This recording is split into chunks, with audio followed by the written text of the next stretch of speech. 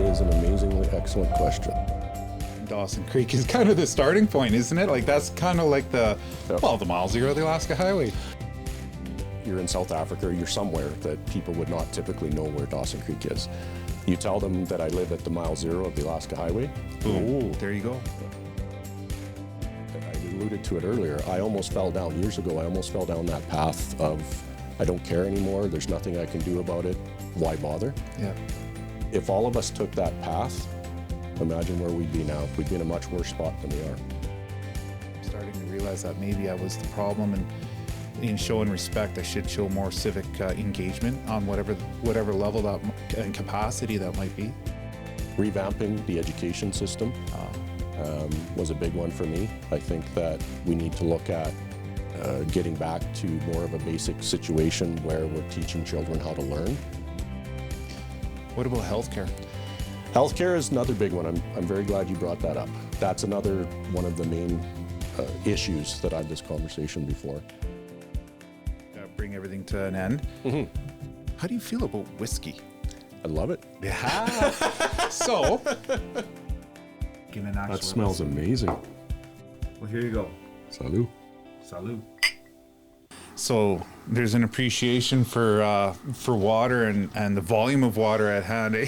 Yes. Man. We had a hand-dug well, so it would freeze off in the wintertime, which was a real problem when it got into the -30, -40 type scenario. Yeah. And of course, we had an outhouse, so the bucket was, we did have a what you'd call a chemical toilet, but no chemicals, just a bucket. Yeah. So you only use that when you really had to because it's in the house. Crazy. Yeah. So if it's in the house. Yeah, in the bathroom. Yeah. You'd want something in there, eh? To kind of the 3 a.m. problems. Yeah. You don't really want to stumble out. No. 200 feet to the outhouse, 40 below. Yeah. I remember that as a child, having to go in, and if your uncle or if you lost a bet, you had to go warm up the seat. Yeah. Because that's, well, imagine sitting on a piece of cold wood at -30. I've had experiences something like that. Like my grandparents used to live in something very similar out in the woods, and we'd go and visit, and they had that set up and had to sleep with socks on and stoke the fire in the morning and stuff like that. Yep. That was pretty cool. I mean, it's quite the experience. Stuck with me. It gives you an appreciation for a lot of things that we have now. It Absolutely. does. Absolutely. Yeah. We're compared to the way that some of us grew up, I think the society obviously needs to be better, and there's a lot of changes that need to happen, but we have come a long way. I better mention the phone. We'll just turn the ringers off. Yeah, I did. Oh, did you? I turned mine on airplane mode. I'll double check. Ooh. Oh, hey, that's a good call. Even airplane mode. Some of my, it's strange. Even when I turn the ringer off, some of the other apps will still. Yep, for sure. Airplane mode. Way you go. It's good. Actually, that's something I should start doing. I used to fly an awful lot. I still do. Now would be a good time for the gift, right? Perfect. Absolutely. Here you go. Thank you, sir. Welcome to Kevin Unscripted. Thank you, Kevin. I'm glad you're able to make it, especially in studio like this. Pretty cool. Oh, I appreciate the opportunity for sure. In there's some stuff for the kiddies and the wife and a mug, and I don't know what else is all in there, to be honest with you. I can't remember, but it's kind of cool to be able to show a sign of appreciation. Absolutely, and I will show the mug proud. There you go. Why don't I kind of do? Let's just cut to the introduction a little bit and introduce you, and then we can just kind of go from there. Absolutely. Larry Neufeld, who is the Conservative BC candidate for Peace River South. Mm-hmm. Larry Neufeld is not only, I've got that repeated here, candidate for the South, is an experienced engineer and business leader. Raised in Peace River South, he values hard work, exemplified by his rise to vice president of a major environmental remediation firm at age of 29. He founded successful companies in 2006, emphasizing fiscal responsibility and principle of not overspending. Former Reserve Infantry Platoon Commander, Larry dedicates his time to community service and values diverse culture engagement. Stands for fiscal conservatism, law and order, and aims to be a strong advocate in your community. So that's kind of actual Reader's Digest overview, but does that kind of capture a few of the nuances of who you are? It does. Very proud father of 3 children, 3 adult children. They were all raised in the Peace region. I will give a little correction. I've lived in the Peace region for a very long time, since 1995, but I was actually raised in Saskatchewan. Oh, really? Mm-hmm. Nice. Well, what brought you to the Peace River then? Oil and gas. And the Silly people. question, eh? And the people. We actually lived in Grand Prairie. All 3 of my children were born in Grand Prairie. Oh, yeah. And I had always managed offices between Grand Prairie and Fort St. John. Drove through Dawson Creek multitudes of times. And I always thought, wow, I really like this community. If there's ever an opportunity, I would love to be able to raise my kids here. Really? And the opportunity arose in 2006, and Dawson was our new home. Wow. Because you mentioned that, the oil and gas industry was kind of what got you into this area. Typically, Fort St. John is where most people kind of think, right? But Dawson Creek was what you noticed on the way through, and you went, whoa, wait a minute, moment of pause. It had always been in the back of my mind for years, as I say, traveling through for work and traveling through for managing the 2 offices. And when it did come time to move, I'll be honest, we were shopping for homes in Fort St. John. I think my wife and I had been up for, by that point I can't remember, 4 weekends in a row, 6 weekends in a row, something to that effect. And finally we were at the point where we had a disappointing viewing in Fort St. John on this particular home. I think it was our 2nd viewing. And my comment to the wife was, well, what the heck? Phone a realtor in Dawson and see what's available. Yeah. And we found a beautiful home that at that time, the oil patch really truly had not arrived in Dawson yet. So the home prices were not reflective of what we were seeing in Grand Prairie and Fort St. John. So we ended up with a beautiful home for a very reasonable price. And the community, again, had been quite appealing to me just from raising the children perspective. Mm. Dawson Creek has, like you mentioned, the oil and gas industry hadn't quite really actually been a bit of an impact on Dawson Creek until later on. Mm-hmm. I think primarily after 2006, there was a bit of a lull. Yes. And it was a strong one. When I say lull, it came to a pretty big crash. Yes. And then it kind of rebounded, and that's where Dawson Creek started to become a little bit more, from what I can remember, an active oil and gas player because of the Montney shale gas area, and it expanded. But it's always been so one thing about Dawson Creek that's very interesting is that the geographical location of it not only favors agriculture, and that's what I think Dawson Creek identifies with more than anything else as far as industry, but they're the last major place before Alberta. So then you're close to Grand Prairie. Yes. You got Tumbler Ridge, mm-hmm. which is a phenomenal area when it comes to any kind of outdoor activity. Amazing. You're mile 0 of the Alaska Highway, which is globally known. And not only that, but you're pretty much there's Chetwynd, which can really take the true, I guess, title of entry into the Peace region through the Pine Pass. But it's typically, I know their complaint is it's through Chetwynd, and then Dawson Creek is kind of the starting point, isn't it? Like that's kind of like the mile 0 of the Alaska Highway. Well, I travel, my wife and I travel quite a bit internationally, and I adore telling people where I live. They don't necessarily recognize Dawson Creek because you're in Greece or you're in South Africa or you're somewhere that people would not typically know where Dawson Creek is. You tell them that I live at the mile 0 of the Alaska Highway. Boom. Oh. There you go. Yeah. I've done the same. We used to go to every time we go to Mexico. It's like, well, where are you from? And we used to be like, oh, Northern BC or Canada, or it was very general. And now we started doing the same thing. We're mile 28 on the Alaska Highway. And they're like, oh, no way, right? It starts, boom, way starts the conversation. Absolutely. Yeah, it's pretty cool. I love it. Have you seen a couple of the maps at like the info center of like the pins where all the tourists, they put a pin of where they're from? Yes, I have. Isn't that amazing? It is. It's incredible. The attraction value that we have in this region. You and I were talking before we went on air about the phenomenal potential in this area. And I believe it just maybe word of mouth more than anything, but that's being known. And it's not just within Canada. It's not just within the United States. I was in Spain a few years back, and people knew about Mile Zero of the Alaska Highway in southern Spain. Well, we know about the Roman Colosseum. Absolutely. But guess what we have? Yeah. Mile Zero, the Alaska Highway. We do. I mean, everybody knows about it. Yeah, absolutely.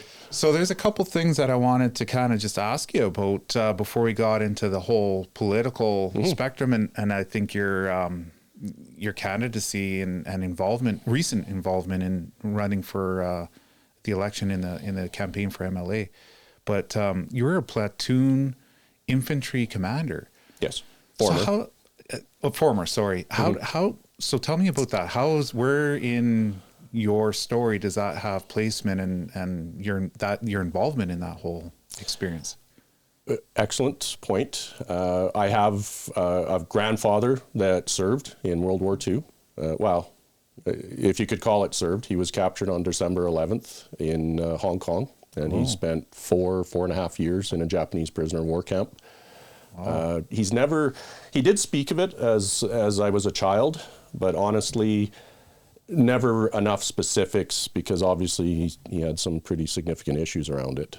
16-hour days with one bowl of rice, slave labor. I believe from his description that something called Battleship Island is where he was held in captivity, because the family story, and I didn't hear this directly from my grandfather, was that he was in the cargo hold of a ship loading coal when the first atomic bomb went off. And he felt the heat on the side of the ship. That was the family story. Wow. I did not confirm that with my grandfather, but he had a pretty horrific few years there. I did see photos of his unit after they were released at the end of the war. And they were living on one bowl of rice per day.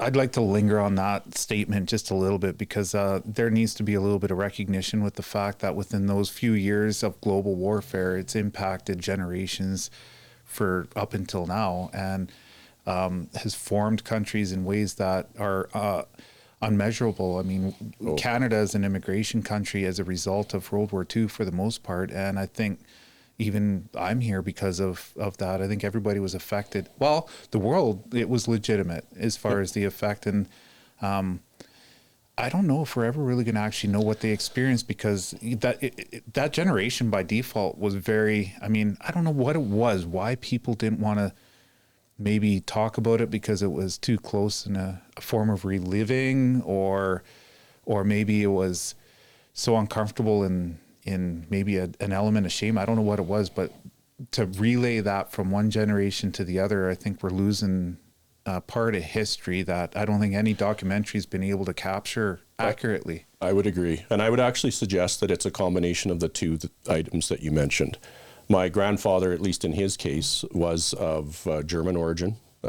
We come from a Mennonite background, so we took the route through the Russian steppes, from Germany to the Russian steppes, and then the group split. Some went to China, some went to Brazil, some came to southern Manitoba.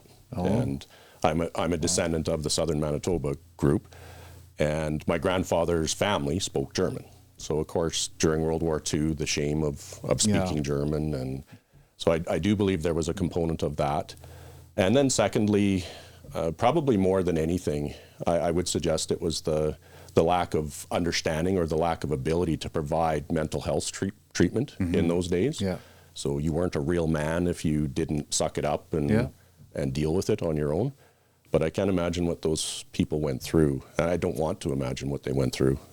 No, but I think recognizing it is, I think, step one and the least we can do. Absolutely. And I think taking advantage of, this plays well into kind of our topic when it comes to politics, is because there has been a huge disengagement because of the outcome of World War II as far as our standard of living and, everything that encompasses and what we've kind of come accustomed to expect. And the disengagement on civic parts of things, I think, is a little bit, it's And I'm probably speaking about myself more than anything, because I've mentioned this a few times on various different other podcasts, where I'm starting to realize that maybe I was the problem, and in showing respect, I should show more civic engagement on whatever level that and capacity that might be. I was in danger of falling down that same road. I used the excuse of getting too busy with work and too busy with business, and realized that I need to change. Someone needs to step up. We all need to step up and get involved. But I will admit, I was in danger a number of years ago of falling down that same slope. So before you got into politics, was that why you got into the military? Like what, because to be a platoon leader, and your grandfather, you started out with that obviously had an impact maybe there, that there's a connection? Absolutely. It was partially paying homage to the sacrifice that my grandfather made and all of the other young men and women that went to war to save our way of life. And it wasn't just my grandfather, it was several of his sons that served as well. Obviously afterwards, but under NATO. Like peacekeeping and whatnot? It would have been in Europe. They were in Germany during the Cold War, so in the 60s. I don't know that it would have been called peacekeeping at that time. No, I think that, see, my history. Yeah. I'm not too sure. But it's, I do remember stories of them going on patrol in the dark of night and not knowing if they had accidentally crossed over into East Germany, not knowing if they had started a hot war by accident. Yeah. I would not be. Could you be that guy, eh? Responsible Wasn't me. Ooh, that's a little bit of pressure. A little bit, yeah. But that plus so I had an interest from childhood, and I've always been civic minded. I've always enjoyed helping people a lot, and again, growing up on the farm and growing up from that background. And sorry, I will answer your question. I'm being a little long-winded here. No, that's fine. We got time. But I remember, and I've told this story quite often in the last month or so since I've been doing the election trail. And I remember growing up in the rural area of Saskatchewan. We didn't lock our doors. We left our keys in our vehicles because we'd lose them otherwise. The fuel tanks were left unlocked. We didn't lock our house door. And we were one of the first homes to have a telephone within, again, before you and I went on air, we were talking about some of my childhood experiences on the farm. Yeah. And a telephone was a really big deal. When we got one, it was a really big deal. So neighbors would come over to use our phone, and it was just expected. It was the party line? It was. Oh, absolutely. Yeah, I know what that is. Yeah, we had 3 people on there. Yeah. You could eavesdrop? Oh, yes. Oh, yes. But yes, so you would come in from the field, for instance, to get fuel for your tractor, and there's a strange vehicle and you're up by the house. You go up to see who it is because you don't recognize it. They're on your phone. There's no big deal. That was just expected. We lived off of a relatively well-traveled highway, and someone had trouble. Someone had broken down. We were the closest home. The stranger who picked him up drives him in. The strangers go into our house, use the phone. No big deal. That's the society that I grew up in. And I miss that a lot. Rural community. Absolutely. And you never hesitated to help your neighbor.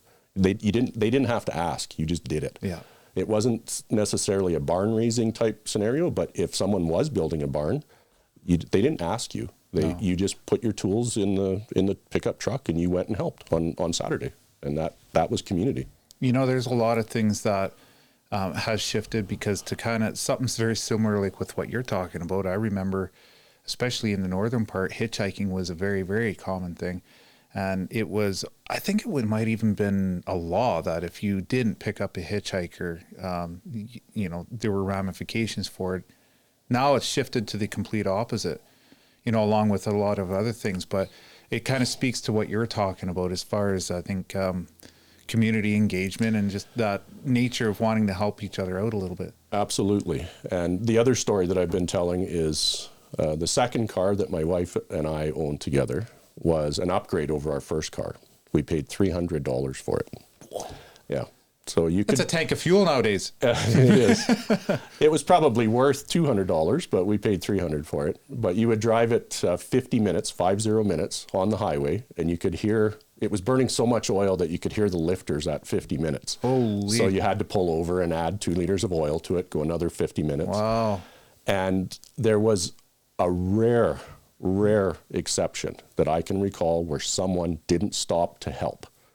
Every single time when you would pull over on the side of the highway to add the oil, someone would make sure that you were okay. Oh, really? That was the community that I grew up in. Boy, do I miss that. Yeah. And I've done, and I still do that for others. I've donated fuel to a fellow that ran out in the Pine Pass here not that long ago. Yeah.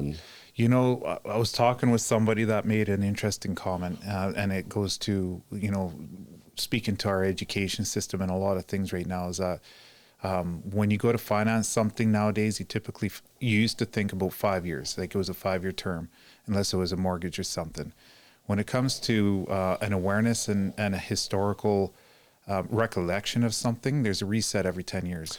So it's usually from grade 2 to 12, and then that's where the most impact is, and then there's a reset. So if you want to be able to change a cycle, and that's why it's weird how those seem to line up with election cycles, culture shifts. It seems to follow a bit of a 10-year cycle, right? I would agree. There is a reset of sorts happening, particularly on the political spectrum. But not to ignore your question. So getting back to why I joined the military, homage to my family and civil service, the opportunity to provide civil service. Well, how long were you involved in the military? Like, how long did you serve? 2 years. Oh, wow. Yep. And so what transitioned you out of that? Was that the move into the oil and gas industry in this area? Yeah, it was my first real job, so I was the second lieutenant, and I believe my pay at that time was $50 a day. And so the opportunity to have a real job, start a family, buy a house, $50 a day wasn't in the reserves, wasn't conducive to that lifestyle. So what led up to the 2 years? Was there like a boot camp or an involvement in any way that led up to the 2 years of service? Or?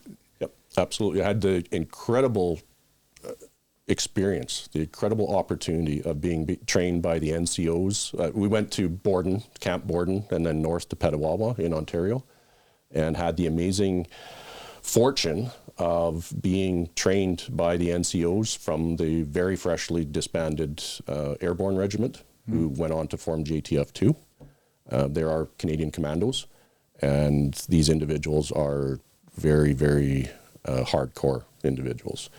So to learn your trade as a military person, I can't imagine there was a better opportunity for me to learn other than from those individuals. So what are the elements that stick with you? Looking back and reflecting, do you look back with fond appreciation about the experience in the military? I do. I've always been a person that likes to push myself, and I do have an interesting story about that perhaps we can get into later. But they did push us to the point where you're not certain if you're stronger physically or stronger mentally. And I was always interested to prove to myself which of those two. Where you stood with that? Yes. Oh.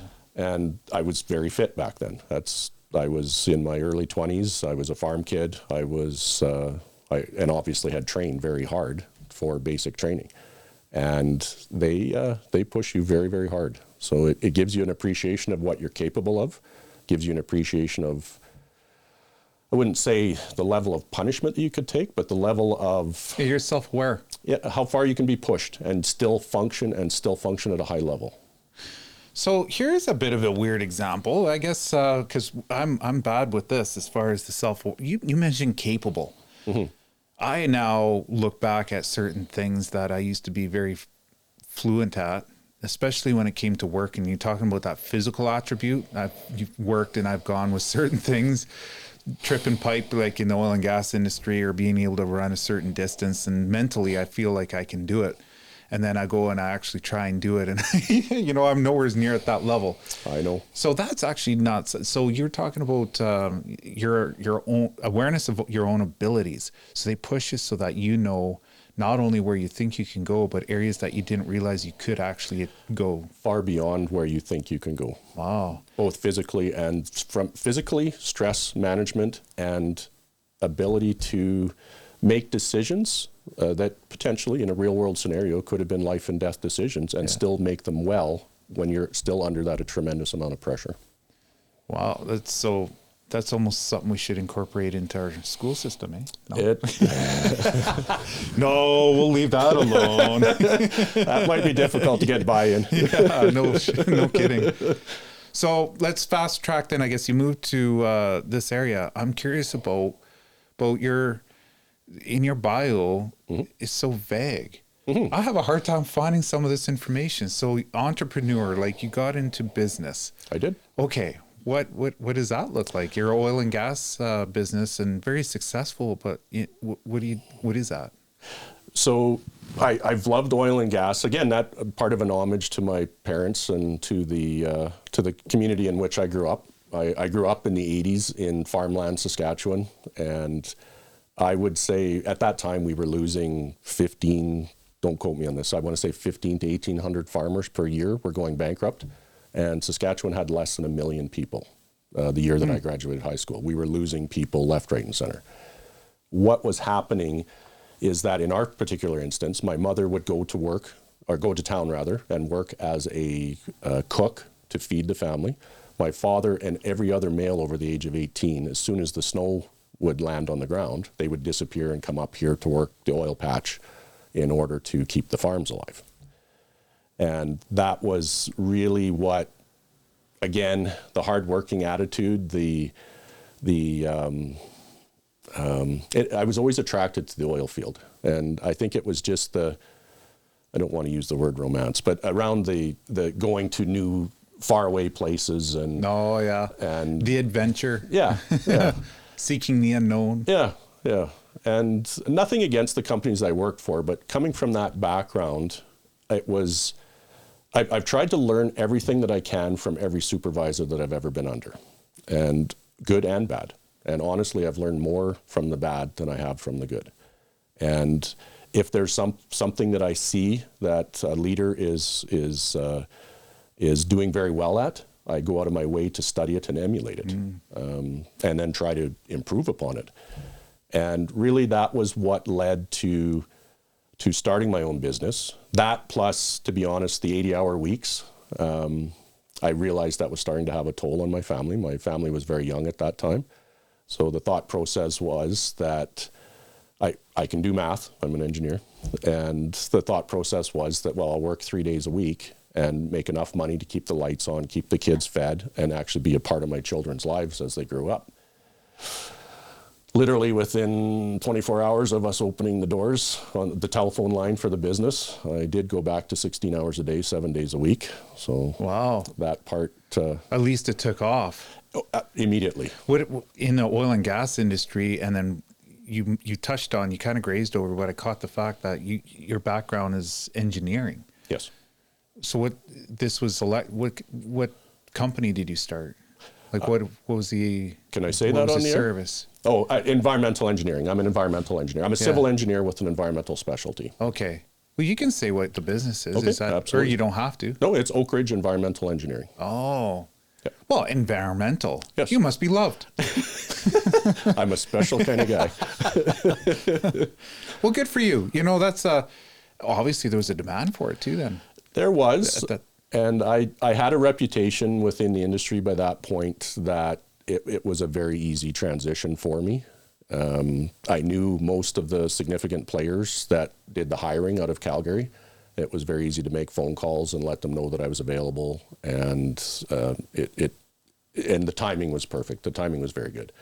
And the timing was good, but I mean, don't undersell it. I've gone through this industry since '98 and seen all the peaks and valleys, and I've made a few different runs at starting a business on my own, none of which has really resulted. What I've got right now is a podcast, not any other venture. So, I mean, kudos, because if it was really legitimately that easy and all about the timing, we'd all be wildly rich. So, you know, which I'm not, good for you. Way. You're not? Is that a disclaimer? No comment. Okay, fair enough. No, but I mean, it's achievement. So that's awesome. I like hearing success stories like that, for sure. Are you part of this business? Like, is it running right now? Is this your primary form of income? I have a number of businesses that have spawned from the original one.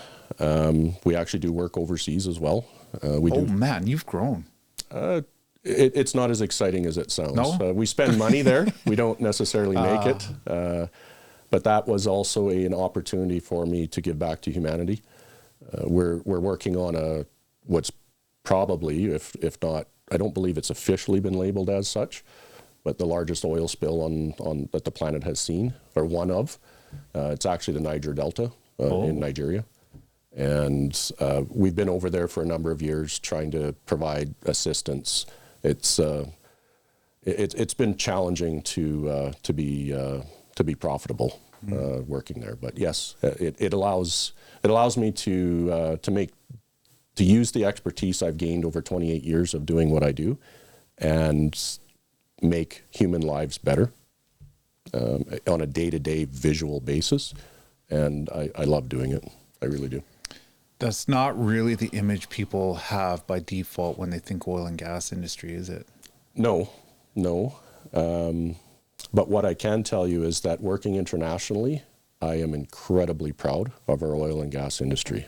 When you go even south of the border and you look at how things are done there from an environmental perspective, and then you come back to our area, it's not the same. We are orders of magnitude above anywhere else that I've personally been. You know, that's a consistent message that I've heard. I've never actually myself traveled anywhere else in the oil and gas industry except for BC and Alberta. But I know quite a number. I mean, our industry is small enough to where I think everybody knows someone who's traveled, especially down into like North Dakota and some on offshore platforms and overseas and whatnot. And it doesn't matter who you talk to. That is the consistent message that I hear when they come back. I would agree. It's just the standard of ethical extraction and technology. So the weird one is technology. I guess our technology is definitely leading edge when it comes to oil and gas. And I didn't know that. I always think Texas, right? Like you would think that. Yeah, most would think that. Yeah, yep. But I guess that's not so much the case, is it? That hasn't been my experience, no. Wow. In fact, my undergraduate thesis was on using steam-assisted gravity drainage. And that's the first time that it had come into Canada back in, well, I'm dating myself here, back in the incredibly early 90s. And that is, it's commonly used now, but that was something that was cutting edge at the time. That was a really big deal.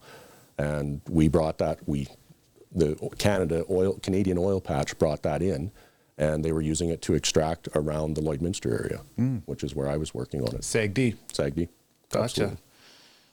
It's a fairly new technology. It's very, it's also very hazardous because of the pressures and the temperature. Yes. Technical engineering must have a pretty big role when it comes to managing that, eh? I would suggest. I did reservoir engineering when I was much younger, but with the gray hairs now, I can't pretend I remember all of it or enough to speak intelligently to it anymore. Fair enough. So now's the question. All of that and politics now. Okay, so tell me why, how, where, what is happening? Yes. Like, and not only that, but you're now the official accepted candidate for the Conservative of BC party, which in itself, the party is more or less, I guess, not so much flowery words, but being resurrected. And this is on top of that, something out of this is new, like as far as getting into the politics and the role of MLA should you be elected. Tell me, what is going on? Why shift from everything up to this point into politics? That's an excellent question.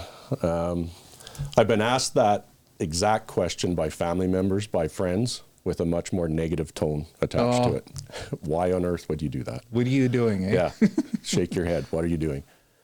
The real answer is living in this community, watching what was happening, and being incredibly dissatisfied with the current state of affairs around quite a number of issues. It started to make me realize that, again, back to the aspect of civic duty. Rather than sit around and complain about it, I alluded to it earlier, I almost fell down, years ago, I almost fell down that path of, I don't care anymore, there's nothing I can do about it, why bother? Yeah. If all of us took that path, imagine where we'd be now. We'd be in a much worse spot than we are. How to get back to a better place? I'm taking those steps. I need to get involved. I need to do what I can. The community that we have now is not the one that I raised my children in. It's not the one that I want to raise my grandchildren in. I want to change. I want to see change. I'm willing to put in the effort, the time, the energy, and whatever abilities I can bring to the table to make that change happen. That's a big commitment. What did it take now to be able to come to that decision? Because that's obviously going off of everything that you explained as far as who you are and you know, there isn't, I think, lighthearted decisions that you make. What was the process and how did you come to the point of where you chose the party and you chose the MLA position being something that you felt was what you needed to commit yourself to? Yep, absolutely. With respect to what really drove the decision is I do own a business in town, which we talked about already, in Dawson. And within a two-year span, my business was broken into 6 times.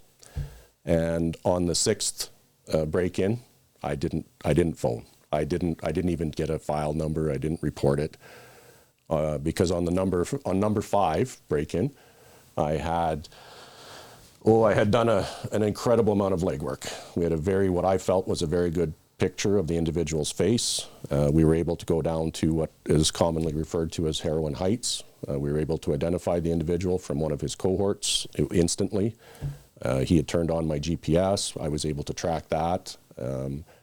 Along with the photo, I provided all of that information to the RCMP.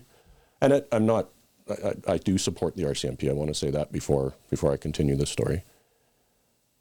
During the follow-up to that significant amount of legwork that I had done, the only response that I got back is we will not be putting charges forward on this individual because his face is partially obscured.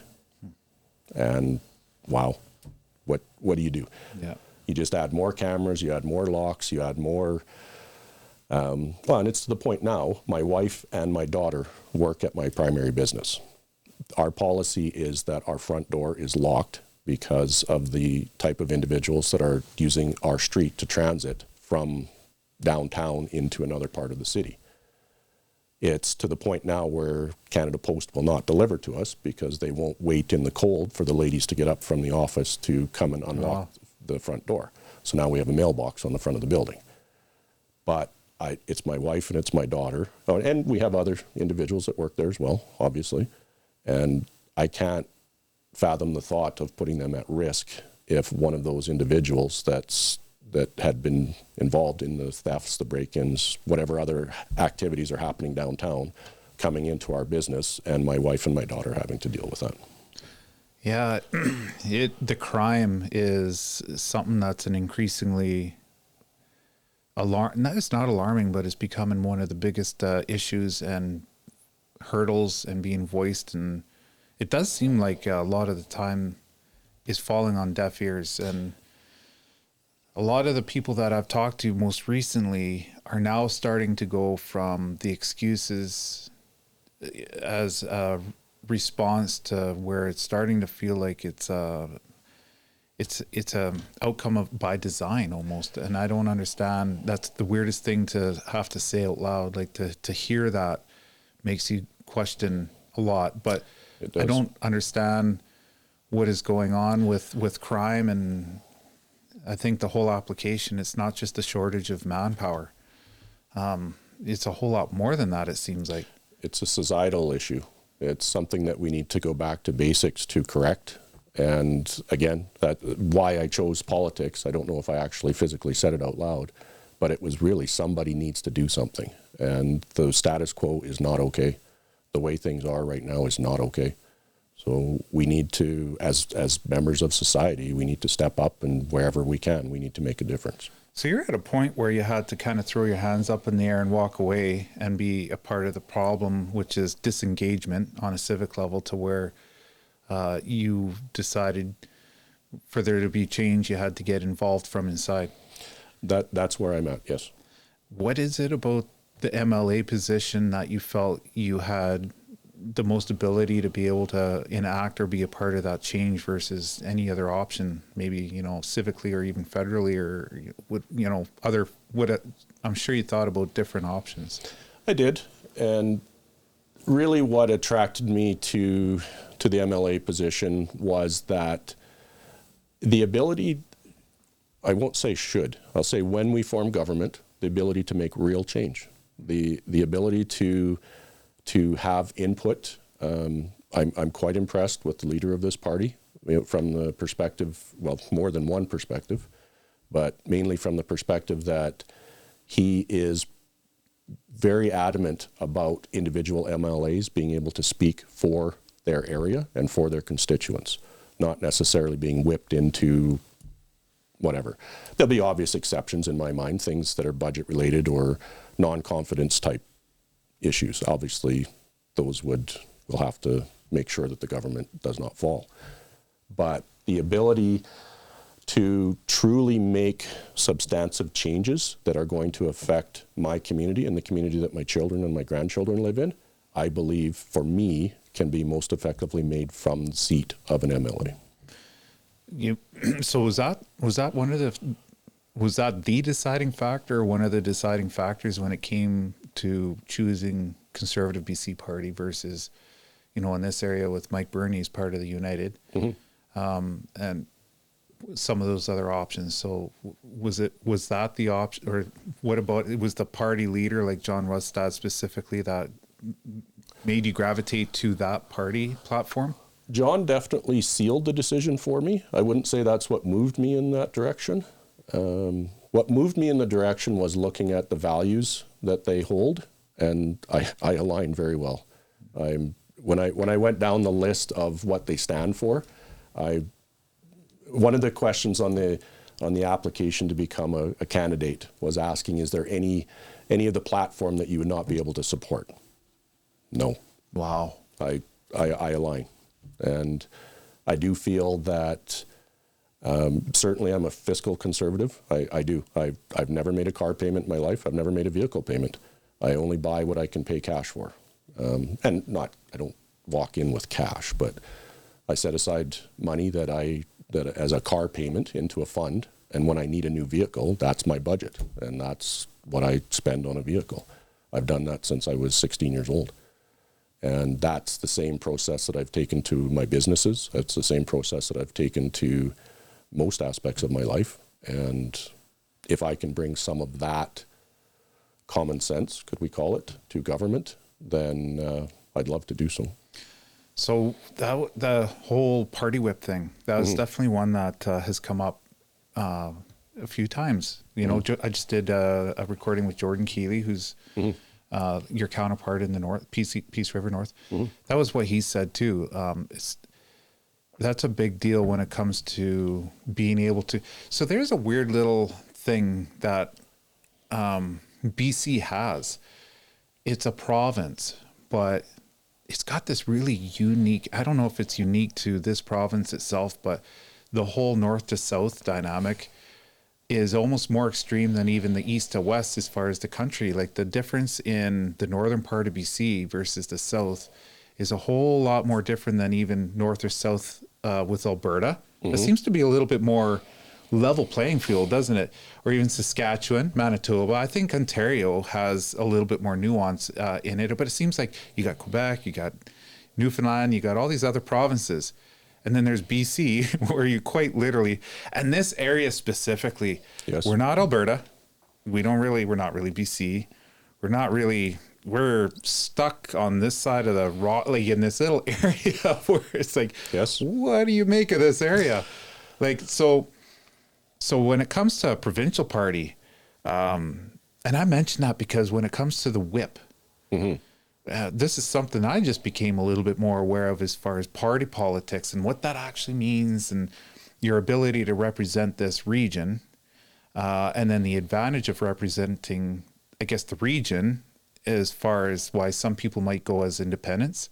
But then you've got the ability to be able to make some real change, because now if you form a party, now you're either official opposition where you can kind of put some checks and balances in, or even form government, right? Yes. That's not something I ever considered, was trying or pursuing this endeavor as an independent, for that exact reason. I want to see change. I really want to see change. And I believe that it would be significantly more capable of that happening if I was part of a party that has a very, very real possibility of forming government. And this party aligns so well with my personal views that it was a natural fit. Can you touch on some of those then? Like, I mean, when you're getting into the campaign, what is it that seems to align and be fit and finish so much, that in the alignment with your views, that you're wanting to, well, you've got the buy-in, but then you're also wanting to convey to, people? Like, imagine this as now you're starting your campaign. What is it that you align with, and your ability of not only aligning, but this is where I can actually make some changes? Well, I think there's a few groups within our community that have already taken significant steps because they were forced to, but the crime issues are just something that, again, it's really it's a situation that I don't want to live in, and it's a situation that I don't want my neighbors to have to put up with, and certainly not my children and grandchildren. So crime and moving through a process whereby I'm a little reluctant to lay out too much of the platform or the speaking points. Because let's not touch on the platform. I get why, but more specifically, what is in alignment already? Like, what does the party provide that you're like, okay, on the questionnaire, was there anything that this party, you're not going to be able to represent? Okay, so what did that checklist look like? What were the topics or whatever the questions were that you're like, no, I like this, boom, boom, all the way down that list? What were they? The plan to fix the crime issue, the recriminalization of the drugs, revamping the education system was a big one for me. I think that we need to look at getting back to more of a basic situation where we're teaching children how to learn, as opposed to what societal issues should be. And I don't want to get too much into that either, but I do think that from the people that I've spoken to when I travel, and from what I'm seeing, I am an engineer. I own an engineering company. I hire young students out of school, out of universities, some very prestigious universities. The level of, and I don't want to offend anyone here, there's still some excellent people coming out of these schools. There are fewer excellent people coming out of these schools than there were when I went through. So I think there's a full shift in the system that needs to happen in order to rectify that. And I'll give an example. When I took engineering, it was common for 1 in 4 of us to make it through the program. It was a brutal program. They didn't lower the standards in order to get numbers or to... It literally was 1 in 4 of us that made it through the program. That's no longer the case. I don't think the subject material has changed a whole lot, but we are seeing the effects of that change, or the changing of the standard perhaps, that is being reflected in some of the I'm trying to think how to say that correctly. Again, I'm not trying to offend folks. We need to get back to where the standard is at such a height that we can stand tall on that standard and stand up against anybody on the planet, quality-wise, which is what we could once do. Look, I think I know what you're talking about with the education system. It's been mentioned from different speakers, and is more or less, or more common, that the outcome, the standards have been dropped enough to where the outcome of that is obviously leaning towards more ideological and societal education than it is about applicable information, like actual education. Yes. There is a big difference between theoretical education and I guess, education you need to be able to use to develop a career. And there's a little bit of muddy waters being introduced into the education system, leaning towards theoretical and societal that isn't really, I think, got real life application. Yes. Right? I mean, to say the least. And we've had, I guess, a real time example of what you're speaking to is our grandson is in school, grade 2, and we're quite involved in that. My wife is part of the pack now because there was concerns about that whole thing, and so luckily she's seeing, because of the involvement, she's seeing the difference in level of reading ability from one grade to the other. And there are some teachers that refuse to teach any kind of reading skills in the grade level or grade 1 level. Yeah, this is not even, it's just wild that this would be a thing. But anyways, so he's now in grade 2, he's way behind. And, she recognized this. And the teacher that he's with right now is the opposite. And the beginning of the year, there was that perception of like, well, do we want this teacher, like this might be a difficult teacher because of, everybody's, talking and such a difficult teacher and so mean and this and that. Luckily she's involved and she went, man, I love this teacher. Yep. She's actually trying to get these kids caught up to speed. So he went from a level 2, and I don't know what that reference is. I just hear them mentioning the level 2s, and he has to be at a level 24 in whatever by the end of this school year. So, I mean, that's a big deal, I guess. And I don't know what the reference point is because she's definitely a lot more involved. But I do know that it's at where other kids in grade 3 are rate, they're lacking behind. And so we're catching him up. He's at took about a month and a half. He's now at 20 or 12. And he's on track to get back up to where that level 24 is where you should be for a normal understanding and reading skill by the time you graduate grade 12. Yes. Or sorry, 2, I misspoke there, grade 2. Well, if you didn't have that teacher, the one that we were worried about because we were listening to everybody else and that involvement, thank God she got involved. And because what happens now if those 2 factors weren't there and he went into grade 3 at a whatever level, and falls further and further behind. So that gets exactly like that's a real concern. So that's at that age. And then, when you get further on down the line into graduating, like what's the outcome of that? Well, what scares me is that if the system is making it so difficult for that lady I assumed, did you say lady? I assumed lady. Yeah, lady. No offense. I don't want to give names either, but yeah. But if the system is making it so difficult for her to be a good teacher and she leaves, what have we lost? The system is so broken that if we're chasing that quality of individual out of the system that truly cares for the child and truly wants to have the child advance, that's what scares me.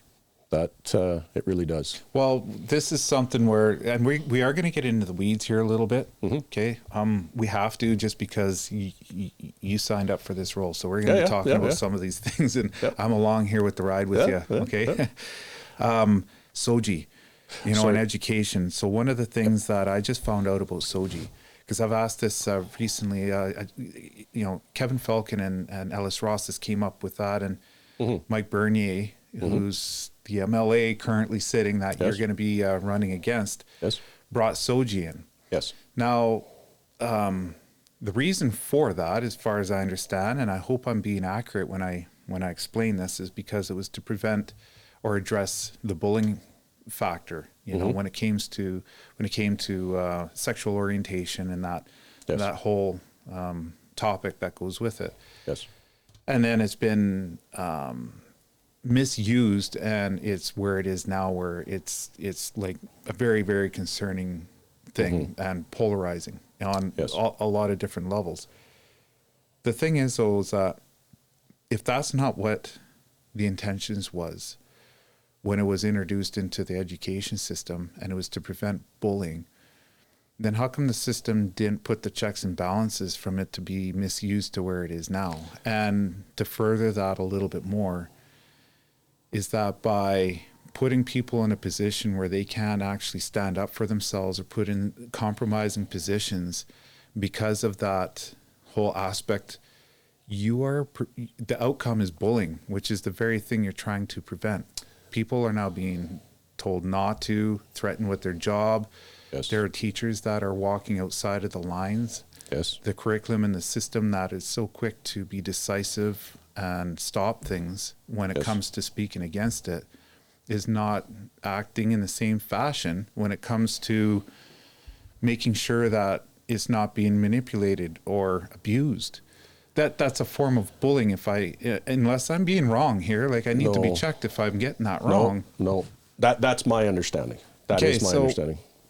Can you I gave my perspective, but what is your perspective on that, and how are you going to address it now as far as a platform, and how do you think there's going to be a way for you to be able to maybe address and engage with something like that, where there's some meaningful, healthy change when it comes to the education and where you would like to see it go? Absolutely. Clearly, none of us are okay with bullying of any form. I'm not okay with it on an adult perspective or an adult scale. I'm not okay with it on a child scale. I'm very much not okay with it on a young adult or a preteen, teenage. Those are formative years. Those are challenging years. We've all been through it. Those are very challenging years. I'm not okay with any form of bullying. Where I would question the need for something like SOGI is we already had anti-bullying programs in place. Why did we need this specific one? And there's been, again, a lot of misinformation around it. I would suggest that, from my perspective, I would like to see it gone. We have anti-bullying programs in place. Bullying is not okay, and period. It doesn't matter for what reason. So I don't know why we needed a specific set of resources for one type of bullying. Bullying, period, is not okay. So let's get rid of it. Let's get rid of the controversy, get rid of the potential for misuse, and get back to educating our children and get rid of the controversy. Mm-hmm. What kind of backlash how are you going to navigate through that? Well, that would certainly be a challenge. Again, I think the proper application and strong application of existing anti-bullying, regardless of what the form of bullying takes, my understanding is that those tools are already available. Let's use them. If sexual orientation is not acceptable as a form of bullying, absolutely not. Neither is any other form of bullying. I struggle with the need for a specific set of resources in that very defined area. So I would provide the strength and the tools to the administrators and to the educators to utilize the anti-bullying programs that they have. That's going to be now something where if you have constituents that you're trying to represent, I'm not sure I know enough about politics and the role of an MLA to figure out exactly how that application where's the role in something like that? Like, how would you approach that? Do you know, this is a learning curve for you also, isn't it? Oh, it certainly is. And I haven't had children in school for a number of years, other than university. So how do you navigate it? Well, absolutely talk to the professionals, speak to the administrators, speak to the teachers, understand what their concerns are, and gather from them what the best way forward is. I'm not an educator. I don't know that I would be overly proficient at it. Well, depends who you talk to, I guess. My staff might agree that I would be. My children may not. I don't know. But I would be spending a significant amount of time consulting with people that know a significant amount more about the subject material, that work with it on a day-to-day basis, not former politicians, not former ministers of this or that or what have you, people that actually work in the field, that actually educate on a day-to-day basis or administrate on a day-to-day basis, and I would try to form a consensus with them on the best path forward. What about healthcare? Healthcare is another big one. I'm very glad you brought that up. That's another one of the main issues that I would like to see reform in. My family and I have had, I don't know if you and I had this conversation before, my family and I have had an unfortunate opportunity to experience the healthcare system firsthand. I had a child, she wasn't a child, she was an adult at the time, who was hit head on by a tractor trailer a number of years ago. And we had the opportunity, the unfortunate opportunity, to go through the medical system, right from the trauma unit to the ICU to the step-down unit to general population to rehab. Wow. It was 2 months of some of the hardest time of my life, yes. And what I can say from our experience is that there are some amazingly caring, amazingly fantastic, just gorgeous human beings that are part of our medical system. There are just caring, lovely human beings, amazing human beings. So we had an amazing experience in the trauma unit. They saved my daughter's life without question. Those people need a giant pat on the back. I can't say enough of gratitude of what they did. It's not the people in the system, it's the system itself. Exactly. So we had a fantastic experience in the trauma unit, the ICU unit, and even the step-down unit. But where things became a challenge is where most individuals experience the healthcare system, and myself included, and that's the system is broken. I think there's still very good, solid individuals, very caring individuals that work within the system, but the system itself is broken. It's broken. And 16 years combined, 16 years of NDP and 16 years of Liberal have created the situation that we have now. And it's broken. Yeah. Well, it is. And it definitely needs addressing. So his role as MLA, how do you think that's going to have an input or impact when it comes to the healthcare? There's a few things that John was talking about, and again, I don't want to get into platforms because we've had a great many of our talking points absconded and borrowed by another party. So we're keeping those fairly tight to our chest until the writ is dropped. And what I will say at this point, though, is my approach outside of what John has laid out as a very intelligent, very strong approach. But again, I'm not a doctor. I'm not an administrator within the healthcare system. I would consult the experts, the people that work in that field day to day.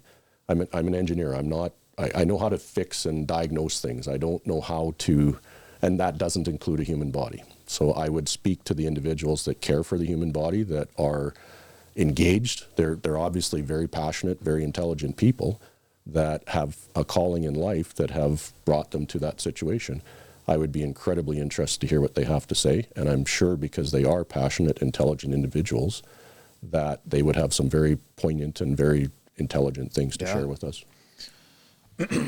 Well, I don't want to get into the nuance of, the party platform and giving away one thing or another, although I think there's importance. But I think what I'd like to touch on is when it comes to the platform itself, the word conservative, it does strike a little bit of seems like up here, there's definitely, I think everybody seems to identify as a conservative to one form or another. But it seems like, especially the further south you get, the word kind of strikes some form of, by default, extreme alt-right. Yes. So the part of the reason why I wanted to kind of get your background a little bit is because you got to put almost a level of humanity into the person behind the party name to put a little bit of a realistic understanding as to what your position is, right? Yes. That's important.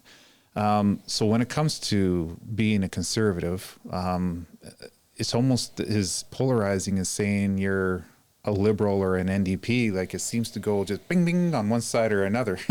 Yes, I would agree with that. So when it comes to the Conservative platform, you know, and that name and what it's like, that how you think you can accomplish, what do you consider conservatives, and what do you think this platform is able to accomplish and address that you weren't able to get anywhere else?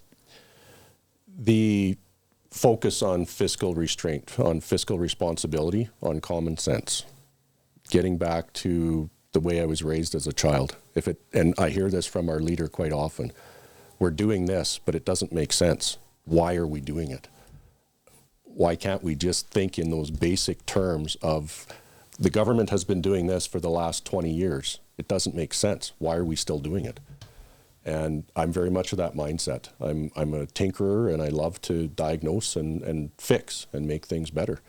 And that is, again, what attracted me to this party. That's what I'm seeing and hearing from the person who's leading it. And I believe that I would be given the latitude to do that myself.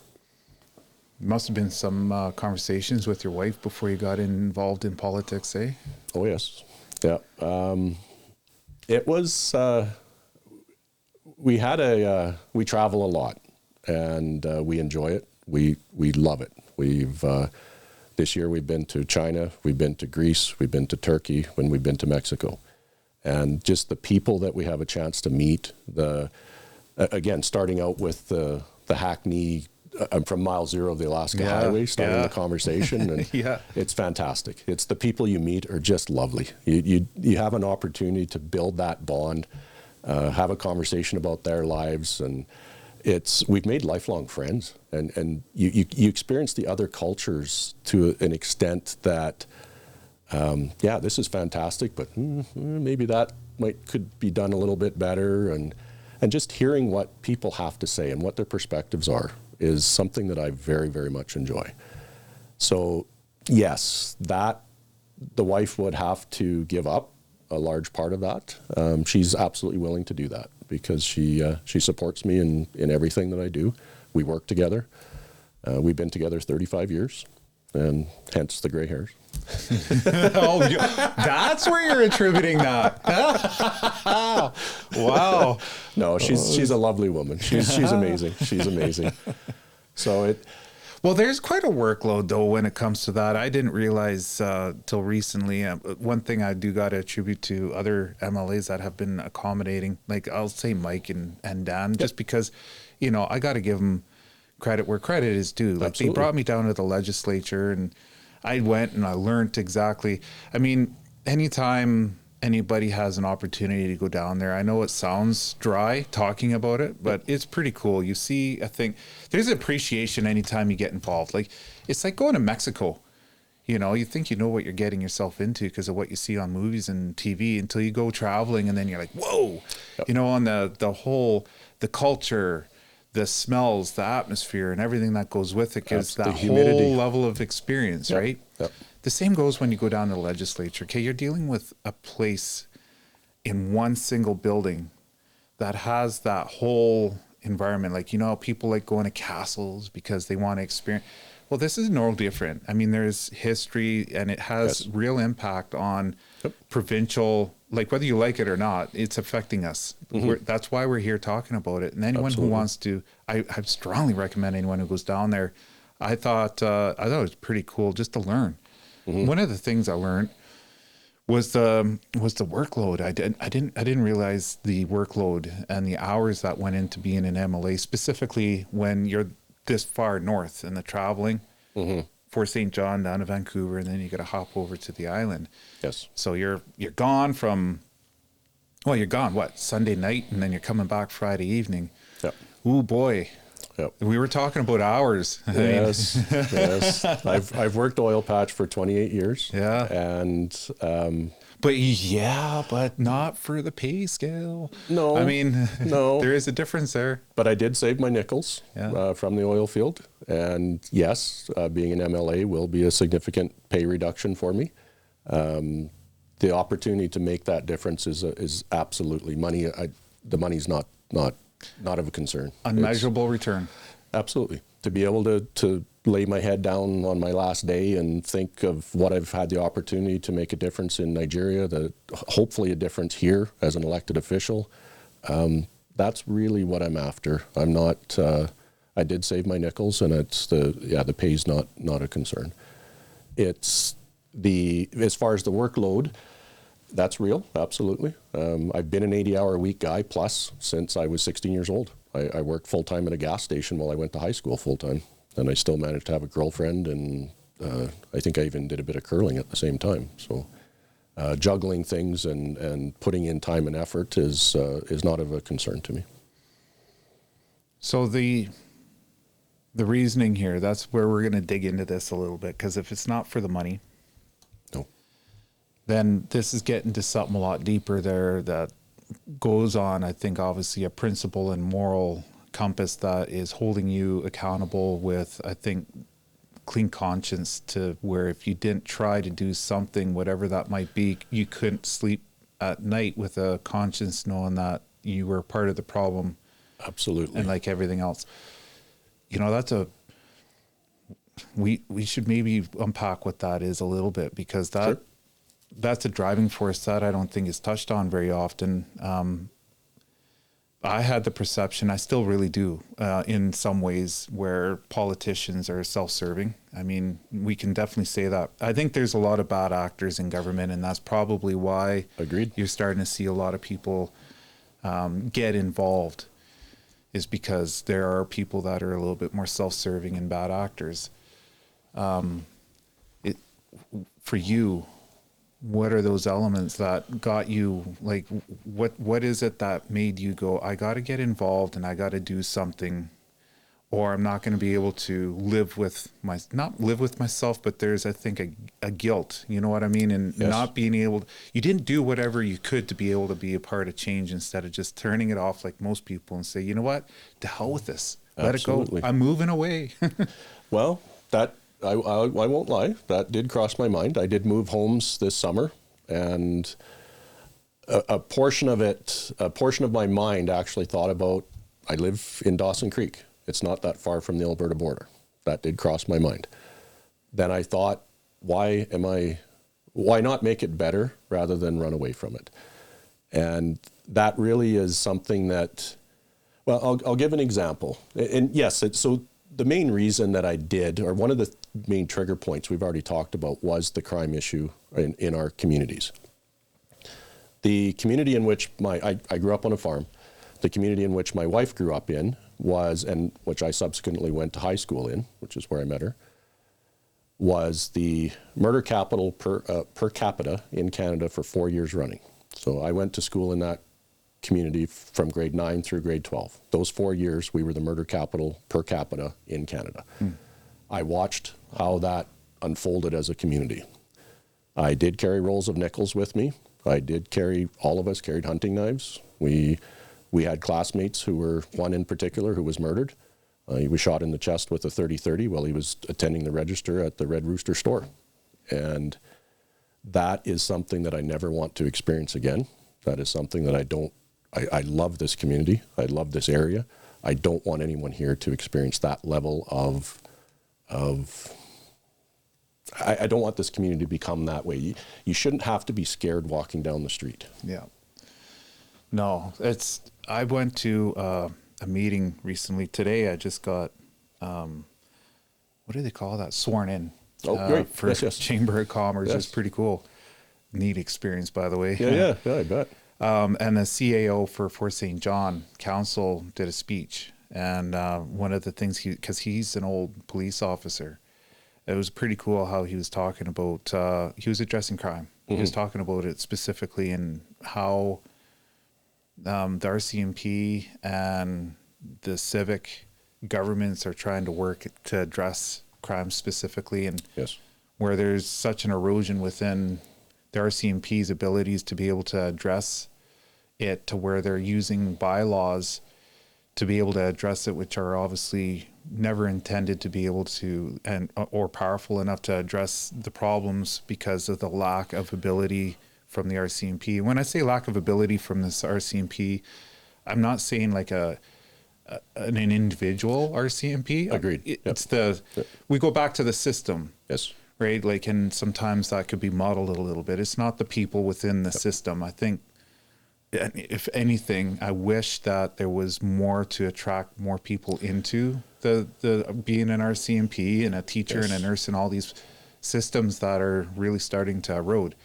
But it, so then at the end of it all, there was questions, and I was like, well, then what has to be done from maybe a civic or even a chamber of commerce position that is a little bit, neutral when it comes to the political, as writing a letter or recommendations that are a little bit unbiased on a political perception, just kind of looking at it from data points. Okay, these are looking at it from a perspective of just pure data. This area needs to be, this is where we're falling short, and it needs to be addressed. And, or like, how do we go about doing it? Because when you're listening to someone give a speech with that level of experience, and they're using tools on a civic level that were never intended to address crime of that level, you're scrambling, because what happens past that? Where are we? We're already at the bottom of the barrel, scratching for things that were never meant to be used as tools. Exactly. Where do we go from here if these don't work? Yeah. And then there's an element of civil unrest. And then when there is any kind of action because of that, then any kind of action is labeled as extremist, or it's got a negative connotation towards it. And this is all with people that are quite literally innocent. I mean, you can even, if you want to use that, we went back, we're talking about bullying. Yes. Well, that is the element of being bullied. Yes. When you're the victim and you can't go out anywhere because of an element that is having free reign without being checked. I mean, is that not kind of the definition of a bully? Oh, absolutely.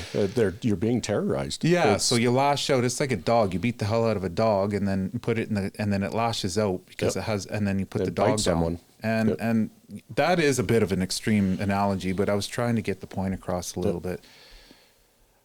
It's the approach. Like, how do you navigate through that? And that's the biggest question, right? And I think it's just more people having to get involved. Very much so. And we do need our legal system to grow teeth, and the prolific offenders do need to be removed from our society, rehabilitated, whatever form that takes, whatever that looks like. But again, looking back to I don't want to wax nostalgic here, but looking back the way things were when we were children, if you were to walk down the street, and how did you interact with an RCMP officer when you were 12 years old? You'd look up to them and, oh wow, I want to be that someday. Do you think a 12-year-old does now?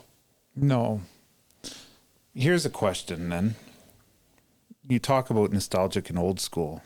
This is a conversation we had a little bit prior to, and I don't think I've ever talked to anybody that has, I guess there's always variables with this, but at the end of the day, I've never looked back at old school, and particularly through work or even my upbringing where it caused PTSD or anything, like being spanked and like these harsher ways. Okay, so that definitely has a conservative feel to it that could be very extreme. But look, anybody who I know, you were talking about growing up, poor, in poverty. Yes. I can relate to a lot of those elements myself. I don't look back on any of it with any kind of resentment or anything other than the fact that there's elements that I miss. So what are those elements that we look back fondly about that everybody's so happy is done away with? That is an amazingly excellent question. I would, same. I was disciplined too harshly as a child. But that being said, I would suggest that growing up in my situation, growing up below the poverty line I took it to be a positive experience because I learned how to do without. I learned that working very hard to get what you needed or get what you wanted was very rewarding because you had to work very hard to get the baseball glove, or you had to work very hard to get the bicycle or to get the whatever, pick an item. That, I think, has certainly, I don't know why, it's very difficult to put your thumb on what's changed in society and why that's gone away. Now, I guess maybe because we are more affluent, we can give our children things so they don't have to work as hard for it. I think every parent wants that for their children, though. They always aspire to be able to give their children the things they never had when they were young. Yep, absolutely. But in doing that, I mean, if you're Christian, I'm not, but there's a term there that says spare the rod, spoil a child. And that's got, I think, some nuance there that could probably, go down some explanation or conversation. But I think that the intent of saying that is where if you give your kids, here's one here. Can I bring up something I just came across? Yep, absolutely. I'm just going to read it here because it's like, maybe I wonder, I'm glad I wrote it down because I was like, I wonder if this is going to come up in conversation. Mm-hmm. There's six things here. Where are we at? Socialism. The first time you give someone something for free, you create apprehension or appreciation. The second time you create anticipation. The third time it becomes expectation. Mm-hmm. The fourth time it leads to entitlement. The fifth time you're creating dependency, and the sixth time it results in resentment. Yeah, there's some truth to that. Agreed.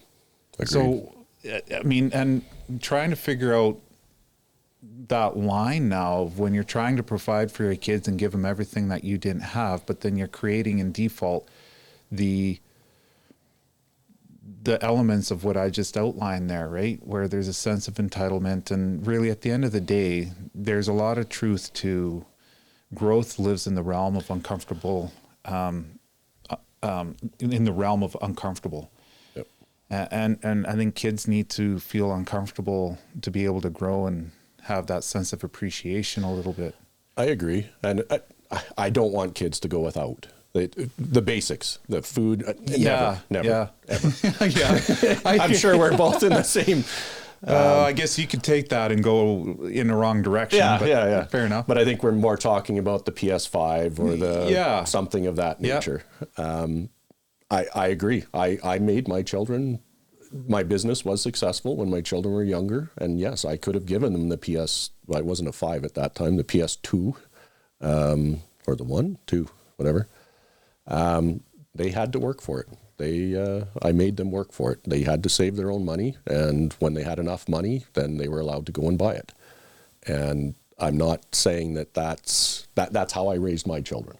And I believe that I was successful in giving them a good sense of right and wrong, and I was successful in giving them a very good sense of financial stability, as in you don't spend more money than you have. This is the amount you have, and that's what you spend. And that's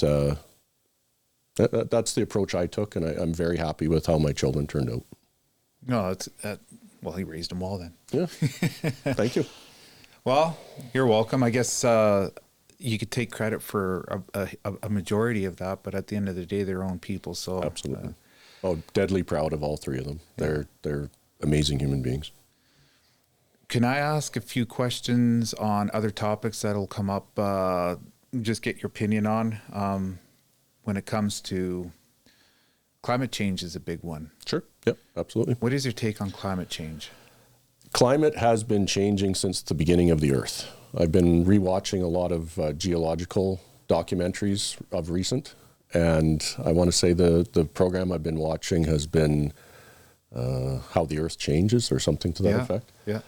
And literally it has been changing since the beginning of time, and it will continue to change long after we're no longer here. There's been a fair number of mass extinction events, not just the asteroid that took out the dinosaurs, but there's been supervolcanoes that have extincted or created mass extinction events on more than several occasions.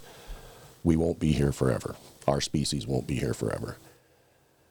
Has mankind contributed to climate change? Probably yes, we have. Can we stop it? No, we can't. We need to adapt to it, and as in the the people that came before us. In fact, I'll give you a good example. Where you and I are sitting right now, 10,000 years ago, there would have been a kilometer of ice sitting over top of us, maybe even 2 kilometers. 50,000 years before that, where we're sitting right now was an inland sea that was probably a kilometer or 2 deep. And 400 million years before that, it was an inland ocean. So the climate has changed since the beginning of time. It will continue to do so. Should we create a situation where people can't put food on their table to try to slow down? And I don't want to, I'm not dismissing climate change. I'm not saying that it isn't something to be aware of. I don't believe that it's an existential threat to the people of this province, to the point where we should be taxing them to where it's being difficult for them to put food on the table. It's not causing us that much harm, and it's going to happen eventually, regardless of our actions, and it's a matter of us adapting to it. I just mentioned on another recording with Kevin Falcon, because we're talking about this too, and it was about climate change. And one of the things I've never really fully understood is why putting your civilization into poverty, you think you're going to be solving climate change, because I've looked at every form of poverty, and I think it's got probably the most harmful impact on climate. Absolutely. When you go to poverty isn't a very clean, friendly place. No.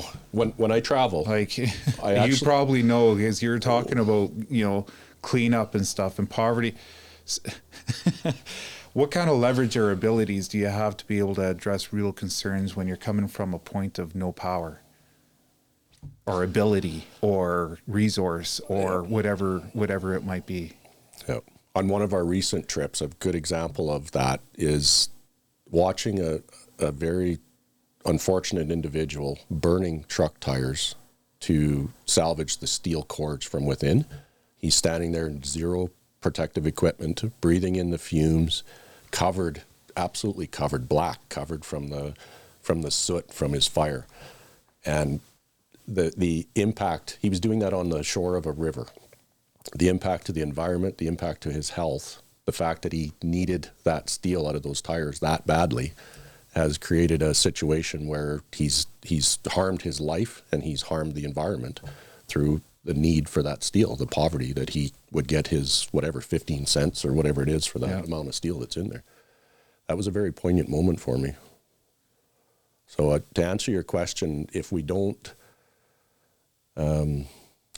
provide the economic resources for individuals, which is, again, another very large part of what attracted me to this party, is that we're very focused on business, we're very focused on economy, on building the economy, and I believe that that's going to provide a very strong incentive for the portion of the population that chooses not to engage or is unable to engage.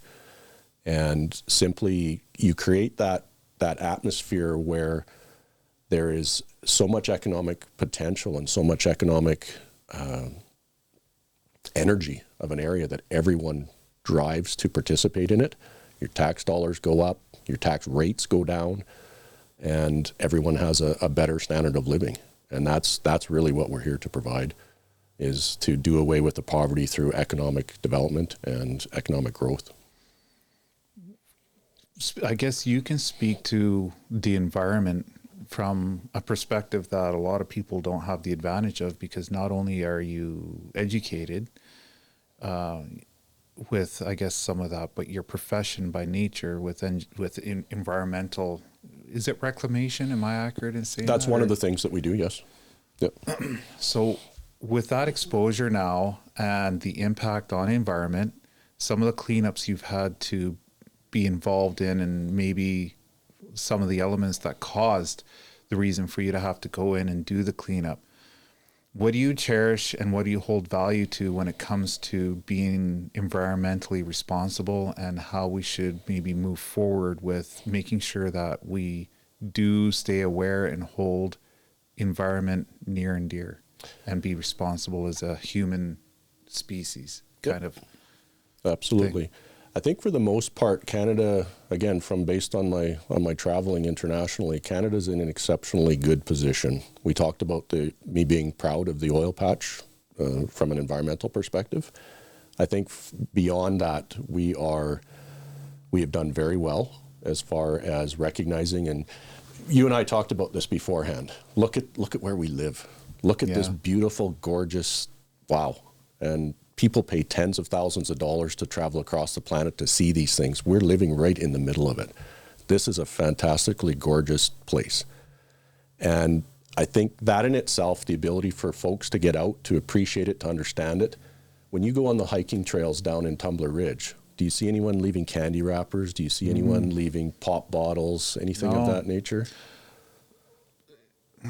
I mean, no, it's not like it's being disregarded. I'm sure it does happen, but I mean, I get what your point is. Absolutely. I get where you're going with it for sure.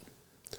So I do a lot of backcountry snowmobiling. Yeah. And I can tell you for a fact, as a backcountry snowmobiler, if we see a pop can or a juice bottle or something that popped out of someone's bag, we stop and pick it up. Yeah. That's our backyard. That's our community. So having that civic responsibility and having an appreciation for the fantastic gift that we have of living here, I think to disregard that, you're doing yourself a disservice, and you're definitely doing your community a disservice. There has to be an increase in pride in, like, what is it when you're a country, you're a proud citizen, national pride, or what is that word? What is it? Nationalism would be one. Yeah, there's something, but there has to be a sense of pride in your environment. One of the things I'll go back to that whole meeting I was at earlier. Mm-hmm. You know what they were talking about too when it came to, and I don't want to mention names, but I know if the person's listening to this, you mentioned it, I'm quoting you. Mm-hmm. Your heart broke when you seen the garbage and the mess left behind in the middle of our streets. And then the response was trying to come up with a way to be able to clean that up. There's sleeping bags, there's shoes, there's garbage, there's, and I was like, man, that's a shame, but there's no respect, there's no pride, and so what is the cause of complete disregard? And I don't think the reaction should be getting crews to go along and clean up a mess that you're embarrassed to have because you want to attract tourism. Yep. And you want to have a sense of civic pride in, where you live. There is that element, like, to address what you're talking about, what is lost when there's just that complete disregard. And this goes into a tricky conversation too, before I let you respond to this, because it can go down to, the homeless, and we can't label them and all of this stuff. And I get that. I really do. I get that. Yep.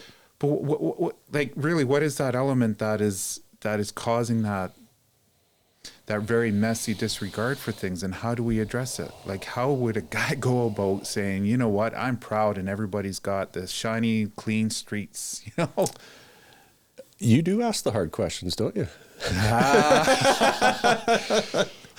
Well, that's humanity. Yeah, yes. I don't have to really work at it too hard. Absolutely. So what I would say to your question, and I was in China in May, and granted, different culture, different controls over population, more than likely, but most people that I tell this story to are surprised when they hear it. It is one of the cleanest places. Granted, I was in Beijing and I was in Xi'an, so two major cities. One obviously is their capital, which it's a showcase to the world, but Xi'an is not their capital. And then we also had free time to have our own driver and go into the countryside, which we did. And that was the cleanest country that I have ever visited. What country is this again? China. China? Yes. Really? Absolutely. Whoa. Dictatorship. Yes. Well, yeah, I'm not arguing that. I'm just throwing that out there. Not arguing that. I'm not commenting on the political system whatsoever. All I'm saying is that the streets. I couldn't help it. The streets, fair enough. The streets were the cleanest that I've ever seen. The sidewalks were clean. They were cleaning the guardrails every day. You know how we have street sweepers? They have guardrail sweepers that wash and clean the guardrails. When you go into the ancient city or you go into the ancient market, there are people everywhere with little brooms they're sweeping even every little speck of paper, every little. How much of that, I've questioned myself, how much of that is being dictated that they do and how much of it is civic pride? I would wonder, in Beijing perhaps, because that is their capital city again, that would be very likely, in fact, very possible, if not even likely, I should say, that it is being government dictated. When you get to somewhere a little bit off the beaten path, like Xi'an, that's still happening. When you get up in the morning and you look out of your window and the street is all wet, it rained last night. It wasn't rain. They washed the street. Really? Yes. Culture. There is a lot to be said about culture.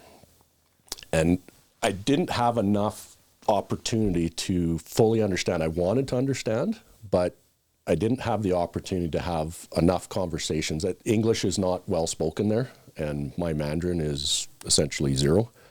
But I would have loved to try to get an understanding of, again, where that came from. Is why are the overpasses clean? Why are the gutters of the streets clean? There's not even leaves in them. Is that because people want that and they're so proud of their city and so proud of their community? I hope so. Or the alternative where they're being forced to do it. You know what that reminds me of? Have you seen that video clip? I want to say, I'm fighting the urge to say TikTok, but it's on TikTok and Facebook. But it's an admiral or a commander in the Navy. Okay. Yep. And he started out with talking about making your own bed. I think even Jordan Peterson might have talked about it. Like there was that movie, you know that movie, what's it called, where the guy takes that pill and then he's a genius? Limitless. Limitless. Yeah. And you look at all of these influential motivational speakers or people of real success, and what is the single most poignant topic that they always focus on? Cleanliness, orderliness, clean your bedroom, get into the routine, make sure that you have that organization. Don't have a cluttered mind. Take care of everything in your own house so that you've got somewhere to not only launch yourself from in an organized fashion and set yourself up for success, but you have something to return to and have a sense of a pride and accomplishment, even if the day goes to crap. Like there's a lot to be said, and I didn't do a good job encapsulating it all, but I think most people understand, I think, what I'm trying to explain there. And there's a lot of people that really speak to that. And if you had that same scenario you explained in China, and I think it speaks to, the person that was talking about our streets, if it's cluttered, if you got tumbleweeds going down the street and it's just a mess, and you're hitting on a lot of other things, accountability, mental health, the whole sense of satisfaction and ability to accomplish any minor task if you can't even maintain structure. Yep.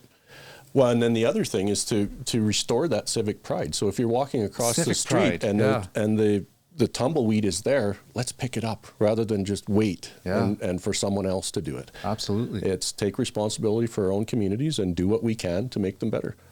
That's I love doing that. I really enjoy it. Can I ask a follow-up question that I don't want to hit you too many times with hard ones, but on the thread of environment? Yes, sir. Now, especially industry, oil and gas, forestry, mining, extraction of any kind, period. I mean, BC is wealthy beyond imaginable dreams. Incredible. Of wide open spaces. How do we protect that? How do we, in a way where we don't go down the road and all you're looking at from the sky is a maze of oil-filled roads and pads and open pit mining and forestry. And I think that is, when it comes to, environmental, responsible, that has a huge impact on just being, the word is, I guess, stewards of our land, so to speak. I mean, that's a real deal. I mean, we really got to make sure what is your approach on that part of things where we can maintain the pristine wilderness that we are enjoying right now? Absolutely. Very good question. I believe that we already do have some strong mechanisms in place to achieve that as far as reclamation is concerned. So when you use the word reclamation, to me, it would mean putting things back to to the way they were, as close as we can get them to the way they were, so that in 20 years' time, once the trees grow up, that you'll never know we were there type scenario. My experience in the oil patch is, for the most part, that has been quite successful. With respect to larger projects such as mines, I know that they've made some good progress. I think a lot of what had happened in the past is that not enough money had been set aside, perhaps, for the reclamation at the end. So when the company ran out of money and got moved out of the country or what have you, there wasn't enough resources left there to do a proper reclamation of the site. That being said, I live here same as everyone else. I love this area. I adore being able to get up in the air and see it. And I agree with you. Those types of issues are not, we are in a world, in my opinion, we are in a world-class ecological area here. Ecological might not be the right word, but scenic area. Yeah. And I don't want to minimize that nothing more needs to be done, but having the tools that are already in place and working with industry, with our First Nation friends and other stewards of the land, there's no reason why we can't keep this in the beautiful, pristine, pristine's maybe not the right word, but keep the incredible beauty of the area that we already have.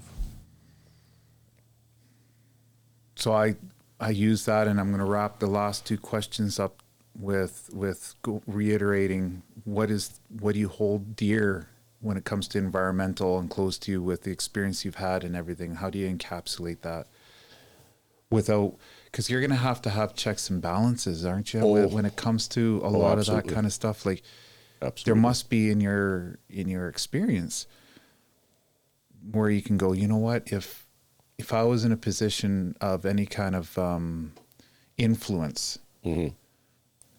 what would you want to continue on with, being environmentally responsible, or maybe areas of improvement? Fair. What I would say is that in order to improve the economic condition and improve the lives of the individuals that live here, resource development is a necessary thing. I do believe that it can be done environmentally responsibly, and I do believe that for the most part it has been done environmentally responsibly. With respect to that statement, I would suggest that perhaps things along the lines of additional reclamation before you're allowed to develop new areas would be so that, again, if you're disturbing, I don't pick a number, 100 hectares, that you have to reclaim 100 hectares of area that's already been disturbed.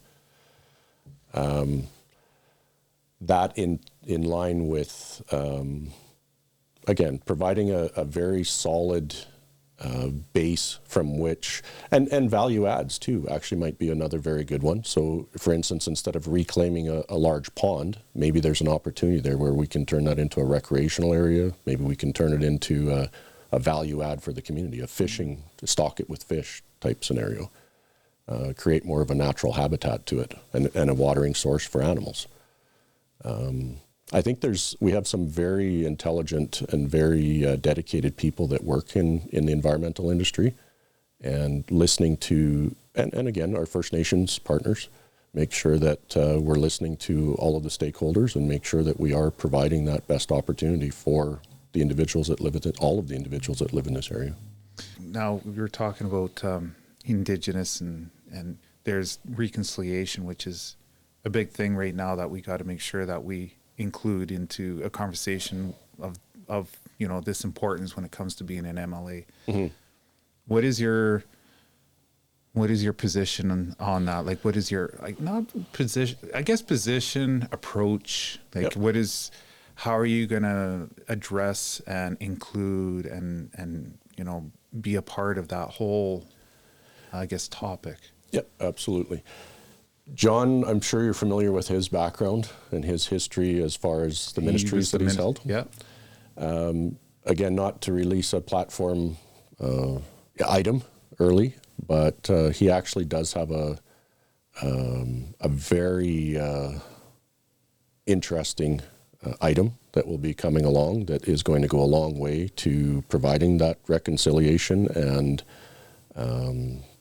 the strengthening of that partnership between First Nations, Indigenous communities, and non-Indigenous communities. I grew up in an area that had 10 reserves within 50 miles. Some of my first best friend was of a First Nations background. My first girlfriend was a First Nations lady. Well, she wasn't a lady. She was, at that time, yeah, I get what you're saying. She is now. So it gave me a very good perspective on the values and the connection that First Nations did have to making Bannock and learning. Granted, I learned mostly words I can't repeat on air in Cree, but mostly the playground stuff. Oh yeah, fair enough. Actually, know a few of those in Beaver too, if I can think hard enough. So absolutely, it's reconciliation and including First Nations communities in all aspects of resource development, in all aspects of community development. Absolutely, I'm a big proponent. Absolutely. We're getting where I can keep going with questions, but I think we get the gist of kind of who you are and what we're doing, and I want to continue this on later and improve. But in closing, before we do the closing and we do the housekeeping on everything and bring everything to an end, how do you feel about whiskey? I love it. Yeah. So, could I get you to? I'll give you my phone, and then you can do like a recording so that the viewer who's watching this can smoke some whiskey. Are you into that? Oh, absolutely. Yeah. Okay. Absolutely. So I'm going to take my headset off, but I'm going to keep everything kind of rolling right now. Yep. And then I'll go get a couple of glasses, and we'll get into some whiskey. Yeah. Well, you and I talked about potentially doing a Scotch podcast as well. We should too. I think that'd be a good one. That would be a lot of fun. Bring someone in and do like that whole. I don't know. It's such an art form that I think it would be kind of cool to get into. And the knowledge of the individual that I mentioned to you is you'll be impressed. So I've got some different flavors here. So I'll get you to run this camera, but we've got hickory, apple, oak, and cherry. Oh, so, wow. What would you like? I will try the cherry wood, please. Okay, I'm going to go with cherry. Would you like a little bit of ice in it too? Yes, just one, please.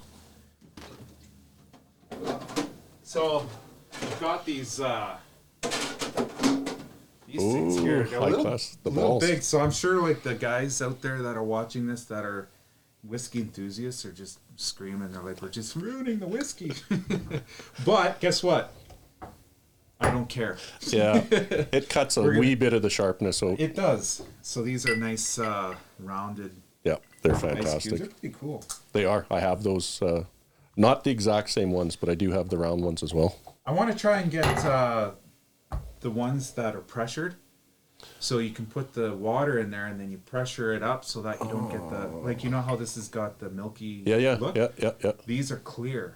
Like, you know how they do the ice carving in John there? You can freeze them so they freeze with that clear look.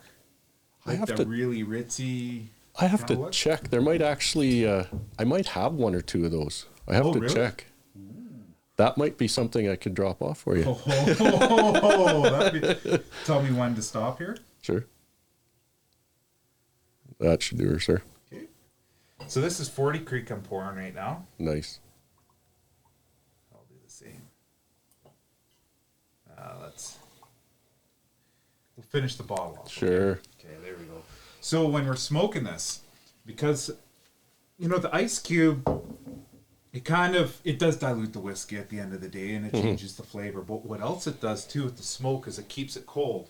Oh, okay. Yeah. So when you go to burn some of the, you burn the wood in here, and we're going with cherry, I believe, weren't we? Mm-hmm. Yes, sir. So when you burn it, because it's hitting the ice cube, it cools it off, and it keeps the smoke in here instead of it. This is new to me. I haven't. I've seen it on. It's exciting. Online. Yeah. I'm all in. So there we go. I'll grab the torch and Oh, I don't know if your phone... Oh, you might have to... I just press record again.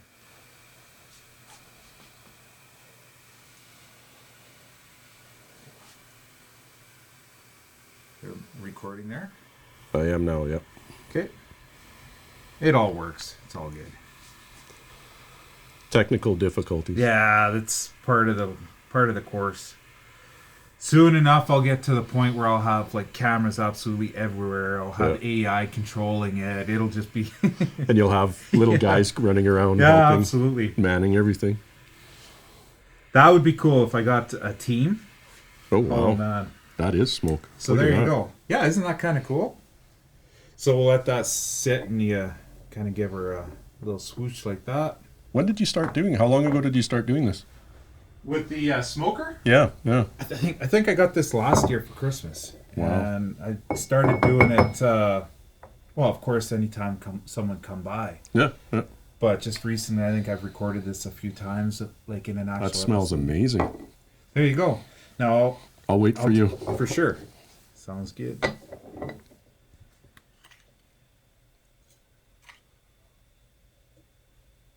That smells really good. It does, eh? It does. Campfire. It does smell like the campfire, for sure. Campfire without the nasty aftertaste, I Well, guess. do you know what else would be? You know what I just seen online too that I thought would be cool? What's that? Is instead of glass cups, you put the whiskey in a white oak mug, and then they char it. Oh. So it's almost like a whiskey barrel. Yeah. And then you pour it into a whiskey cup, and you don't put ice in it or anything else, and it's supposed to have that added flavor, eh? Yeah, That would be yeah. kind of cool. So that's on the, if Santa Claus is listening out there, hon, Mrs. Claus. Mrs. Claus, are you here? Are you listening? Well, there you go. So there's... She's your editor, isn't she? I wouldn't know. No, it's a one-man show right now. Yeah. Well, here you go. Salut.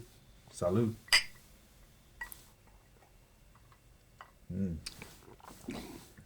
Boy, that is good. I'll grab that. Yeah, it is, isn't it? Absolutely amazing. I've seen it, but I've never, that's the first time I've experienced the smoke. I quite like it. Yeah, it adds. I did this one smoke though with the resin on this. I didn't realize that all these little holes. That's where the smoke comes out of, Right? Yep. and it shoots out, and there's a bit of a resin that builds up on the glass. Oh, okay. And Yeah. when I first did this, I was way overdoing it, and it created you could look on this lid here. It's got that resin. Yep. Almost looks like tar. Yeah. Well, you get too much of a buildup on that inside of the glass, and it gets a little bit overpowering. Affects the flavor. Not good. Yeah, There's a bit yeah. of a, you got to be careful. Yeah. Well, good to know. Yeah. Actually, my Mrs. Claus might have to find one of those this year too. Well, I'll tell you what. I'm going to put the link of where we bought this in the show, in the notes on this nice. episode notes. So anybody who's watching, if they're curious about where to get it, just look on the description, show notes, and boom, there you go. Excellent. Yeah. I'll text you the link though. Sure. Yeah. You know where to find me. Absolutely. Yeah. So a little, I guess we're going to shoot it a bit lighter here, but on, I guess, a bit of a political topic that I'm kind of going through right now is I got censored by YouTube. Yes, you were saying earlier. They shut me down. Yes. Son of a... Censorship. It's too bad that doesn't go in the realm of maybe some more provincial control, and I knew an MLA or a premier that can help a guy out. Yeah, exactly. Exactly. But that's a real thing. Isn't that crazy? Like, even locally, you know, when it comes to, well, just anything, when it comes to communication, we're losing all our newspapers.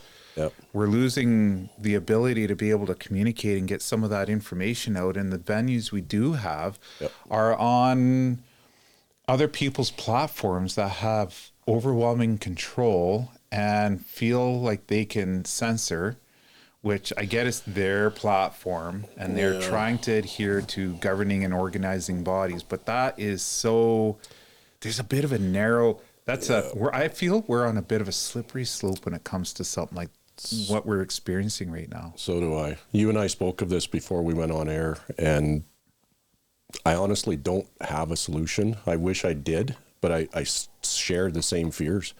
Is that exactly? We've lost the local newspaper. We've lost the ma and pa's. We've lost the ability to get real news, and even in the mainstream news that's remaining. Can you trust it? How much of it can you trust? Where is it being influenced from? Yeah. Why is it being influenced? That's the challenge. That's a huge challenge. That's I don't have a good answer for you. I wish I did. Well, I know a lot of it's coming from a federal push. You know, Trudeau, definitely, of course, not a fan, especially when now I'm in the line of fire a little bit too. Not directly in the form of where, you know, some of the stuff that he has, I don't meet the criteria.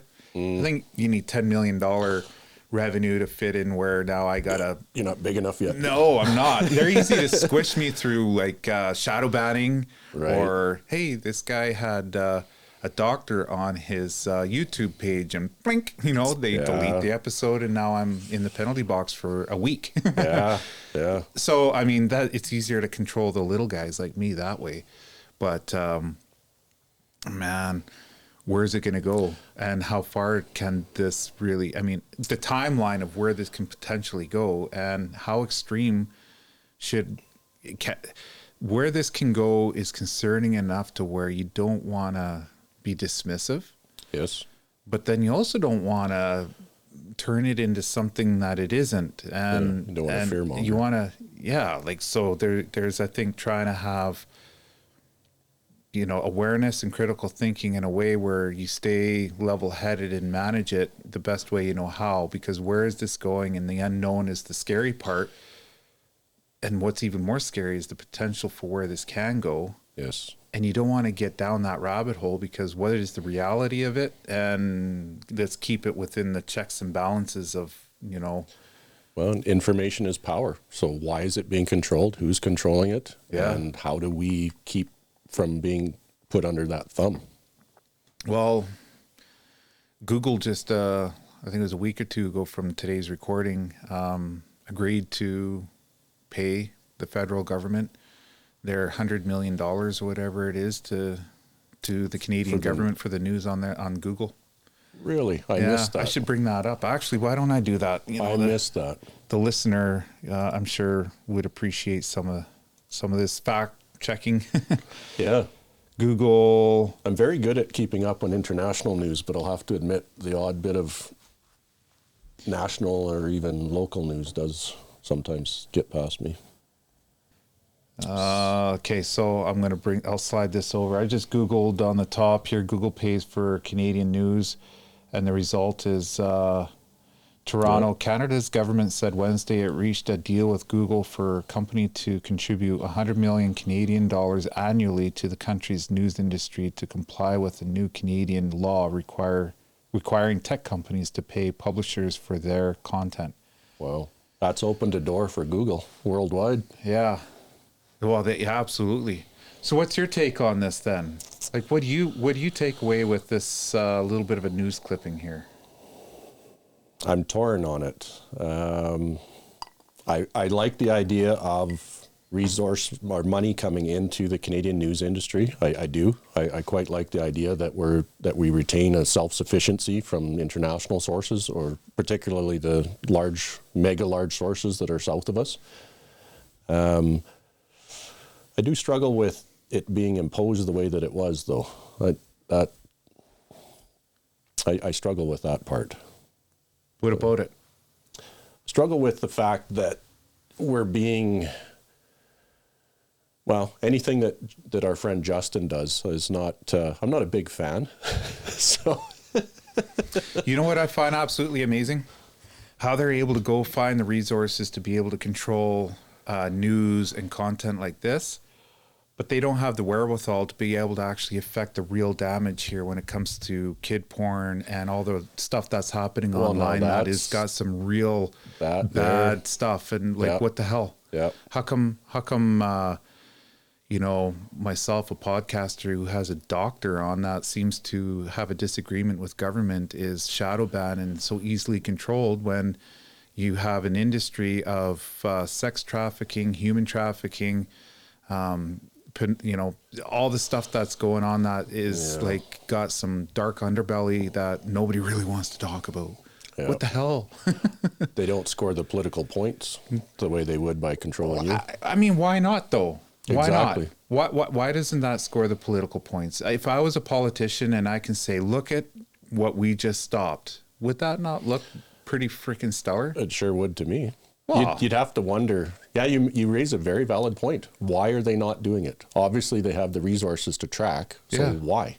Why aren't they chasing? Is it just no one has the stomach to do it? I don't know. I mean, I really don't know. And to go even further with that, I guess, because, you know, we are drinking whiskey here. Mm-hmm.